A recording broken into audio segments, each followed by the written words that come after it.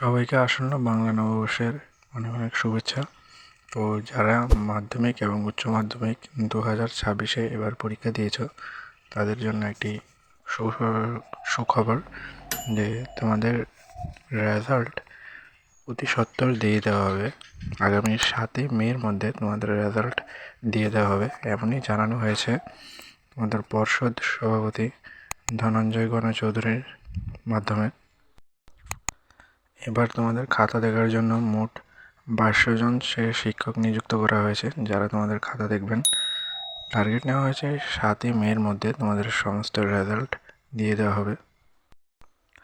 Class 12-এর খাতা দেখা হচ্ছে 2টি স্কুলে এবং ক্লাস 10-এর জন্য খাতা দেখা হচ্ছে মোট 4টি স্কুলে। ক্লাস 12-এর খাতা দেখা হচ্ছে রাজধানী আগরতলার বরদুয়ালি উচ্চ মাধ্যমিক বিদ্যালয় এবং নেতাজি সুভাষ বিদ্যানিকেতনে।